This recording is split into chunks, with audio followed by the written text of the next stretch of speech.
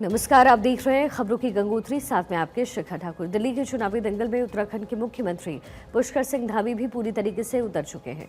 CM Dhami ने आज cantt क्षेत्र भाजपा उम्मीदवार भुवन तंवर के समर्थन में चुनावी अभियान चलाया है और इस दौरान सीएम धामी ने बीजेपी प्रत्याशी को विजय बनाने की अपील की।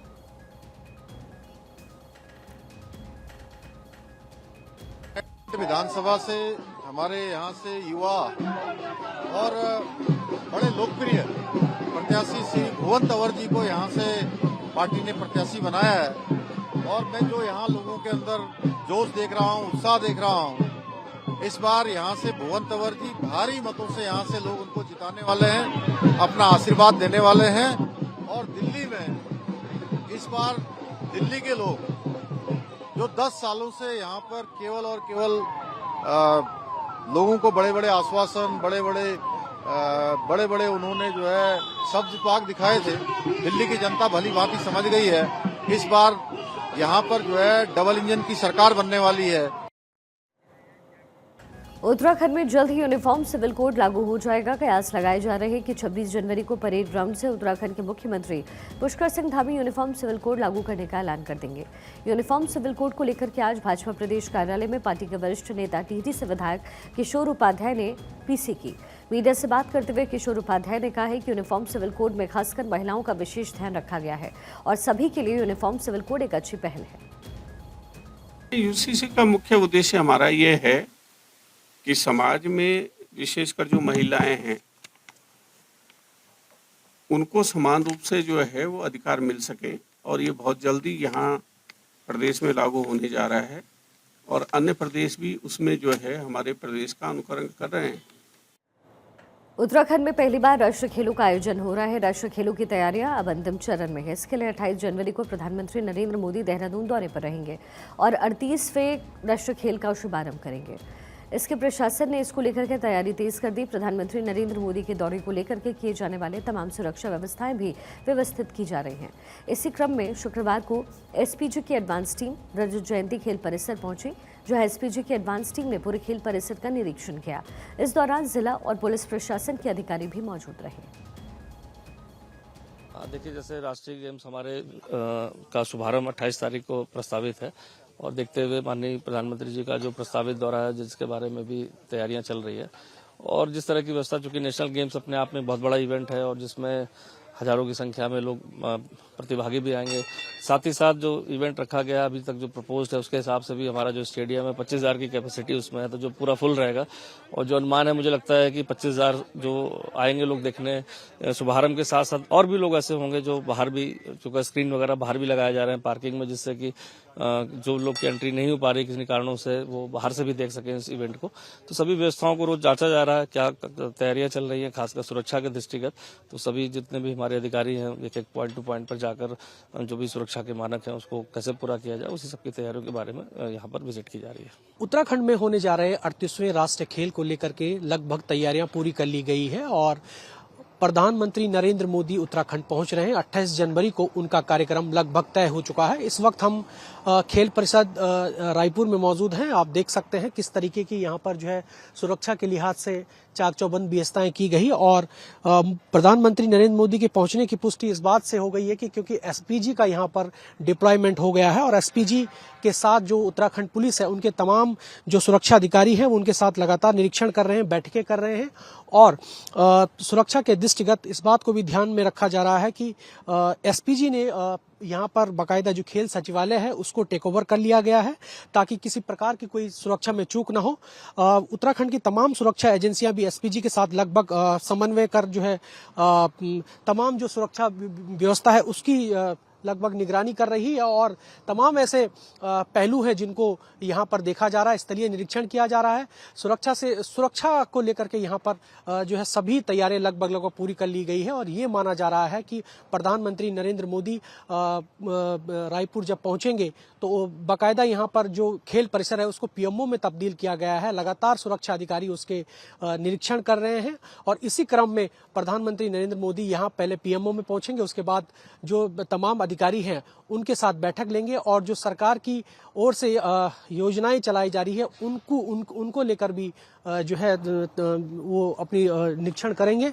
तो कह सकते हैं कि प्रधानमंत्री नरेंद्र मोदी की तैयारियों को लेकर के यहाँ पर व्यवस्थाएं चाक चौबंद कर दी गई। अब 28 जनवरी को पीएम मोदी का कार्यक्रम लगभग यहाँ पर तय माना जा रहा है। अपने सहयोगी क्रिस्टोफर लॉरेंस के साथ हरीश थपलियाल, भारत 24 देहरादून। प्रधानमंत्री नरेंद्र मोदी 38वें राष्ट्रीय खेल के शुभारंभ के लिए देहरादून पहुंच रहे हैं। इस वक्त हम खेल परिषद रायपुर में मौजूद हैं और इस जो ये खेल परिसर हुआ करता था इसको अब पीएमओ में तब्दील कर दिया गया है।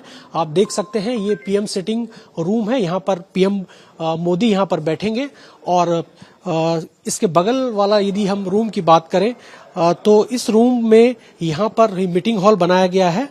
मैं ये अपने सहयोगी क्रिस्टोफर से कहूंगा कि इस तरफ आए और ये जो मीटिंग हॉल है इस मीटिंग हॉल में पीएम मोदी बैठेंगे और पीएम मोदी के बगल में मुख्यमंत्री पुष्कर सिंह धामी होंगे और तमाम खेल से जो जुड़े उच्च अधिकारी हैं वो यहाँ पर रहेंगे। आप देख सकते हैं फर्नीचर यहाँ पर लगभग आ चुका है और ये जो माइक यहाँ पर इंस्टॉल कर दिए गए हैं ताकि किसी प्रकार की कोई दिक्कत यहाँ पर न रहे, ताकि पीएम मोदी को ये एहसास हो कि दिल्ली की तर्ज पर ही यहाँ पर जो पीएमओ का जो ऑफिस है वो बनाया गया है। यहाँ पर करीब पीएम मोदी 2 घंटे रुकेंगे और उत्तराखंड की जो परियोजनाएं हैं उन पर अधिकारियों से चर्चा करेंगे और उसके कुछ देर बाद करीब 6 बजे के लगभग वो जो राष्ट्रीय खेल है उसका शुभारंभ करेंगे। अपने सहयोगी क्रिस्टोफर लॉरेंस के साथ हरीश थपलियाल, भारत 24 देहरादून। पूर्व मंत्री हरक सिंह रावत पर ईडी का एक्शन। ईडी ने अटैच की 70 करोड़ की 101 बीघा जमीन।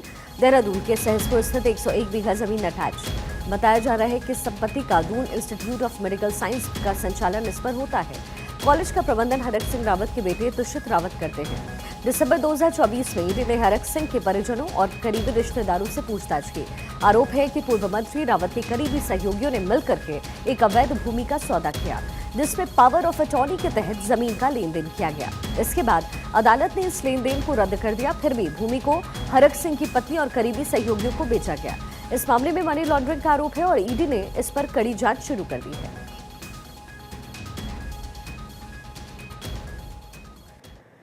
ऋषिकेश नगर निगम चुनाव की मतगणना को लेकर के कर निर्वाचन आयोग ने अपनी तैयारी पूरी कर ली है।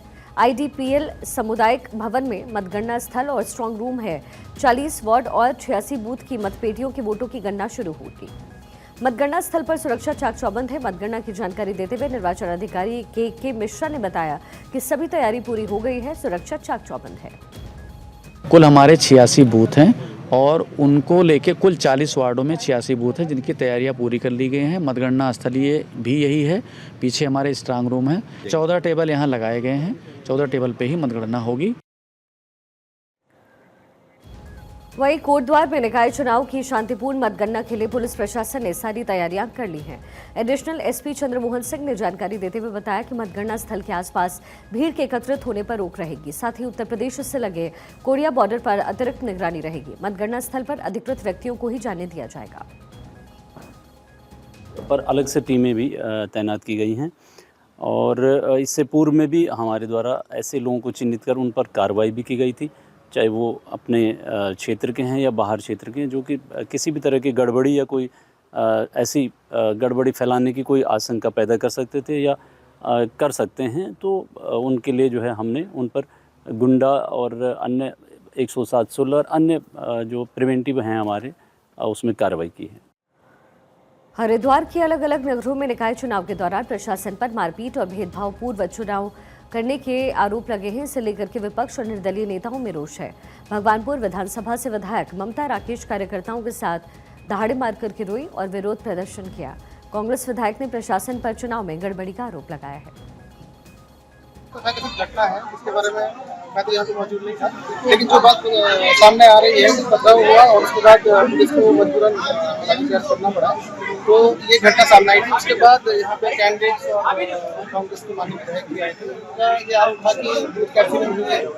तो इसके संबंध में माननीय विधायक जी और जो कैंडिडेट हैं वो लोग भी अंदर जाके अपने जो उनके एजेंट पोलिंग एजेंट हैं जो सिरे से और सामने लगातार पोलिंग बूथ पर थे, उनसे उन्होंने वार्ता करी और जो मतपत्र लेखा था, जो हमारा बैलेट अकाउंट होता है, वो भी उन्होंने चेक करा। तो वो संतुष्ट है कि अंदर कोई भी गड़बड़ी नहीं हुई है और इसी बात को लेकर अभी उन्होंने अपना प्रदर्शन समाप्त किया। एजेंटों का कोई पता नहीं, अंदर अभी कुछ बताने के लिए तैयार नहीं है, गेट बंद कर दिया गया है, ना एजेंटों से बात हो रही है, बच्चा खड़े हैं, जैसे उनकी बात चली गई हो, पहले शिकायत राज्य निर्वाचन आयोग में की थी, हमें पहले आशंका थी कि ये खेल सारा खेला जा रहा है सरकार की शय पे। आज वही इन्होंने करके दिखाया, वही साबित कर दिया। इन्होंने वर्दी शर्मसार हुई है, मानवता शर्मसार हुई है, इन्हें शर्म आनी चाहिए। हम यहीं बैठे हैं, हम यहाँ से उठने वाले नहीं हैं, अनशन आमरण अनशन पर बैठे हैं।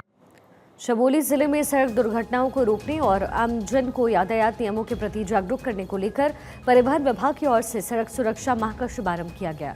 यह अभियान 15 फरवरी तक चलाया जाएगा। जिलाधिकारी संदीप तिवारी ने शुक्रवार को कलेक्टर परिसर से सड़क सुरक्षा माह का शुभारंभ करते हुए जागरूकता वैन को हरी झंडी दिखाकर विकास खंडों के लिए रवाना किया।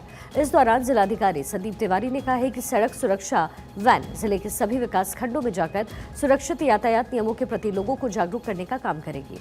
इस वैन में नेत्र विशेषज्ञ के साथ ही आंखों की जांच के लिए सभी आधुनिक उपकरण हैं, जिससे वाहन चालकों एवं आम जनमानस की नेत्र लोगों की मौके पर ही जांच जो है वो निःशुल्क की जाएगी और 60 वर्ष से अधिक उम्र के वाहन चालकों को निःशुल्क चश्मा भी उपलब्ध करवाया जाएगा। एक वाहन परिवहन विभाग के माध्यम से आज रवाना किया गया है, जिसमें कि जितने भी उपकरण आँखों की रोशनी के टेस्ट करने के लिए होते हैं और कलर ब्लाइंडनेस इत्यादि जांच करने के लिए होते हैं, वो सारे इक्विपमेंट्स इसमें हैं। तो जितने भी हमारे ब्लॉक्स हैं, ये प्रत्येक एक दिवस चिन्हित किया गया है ब्लॉक्स के लिए, वहाँ ये वाहन जाएगा और सभी वाहन चालकों की परीक्षण किया जाएगा। और यदि कोई सामान्य जनमानस भी आता है तो उसको भी प्रयास रहेगा कि उसकी भी आंखों की जांच करें। उत्तराखंड में मादक पदार्थों के डिस्पोजल को लेकर के कार्यक्रम का आयोजन किया गया, जिसमें मुख्यमंत्री पुष्कर सिंह धामी भी वर्चुअल तरीके से जुड़े। दिल्ली से मुख्यमंत्री पुष्कर सिंह धामी ने वर्चुअल तरीके से कार्यक्रम को संबोधित किया। उन्होंने कहा कि प्रदेश में मादक पदार्थों की तस्करी को रोकने के लिए पुलिस को प्राथमिकता के आधार पर काम करने की जरूरत है। सीएम ने कहा कि पुलिस की भूमिका बहुत महत्वपूर्ण है। कार्यक्रम में डीजीपी दीपम सेठ के साथ कई अधिकारी भी शामिल हुए। वर्ष 2022 से 25 में पिछले 3 साल में जैसा बताया गया कि लगभग 886 मामले और उसमें 900 से भी ऊपर अभियुक्त गिरफ्तार किए गए हैं और करीब 2500 किलो मादक पदार्थ बरामद हुए और उनकी अनुमानित कीमत आपको बताई गई है 22 करोड़ 38 लाख, जिनका विनिष्टीकरण की कार्रवाई आज की जा रही है।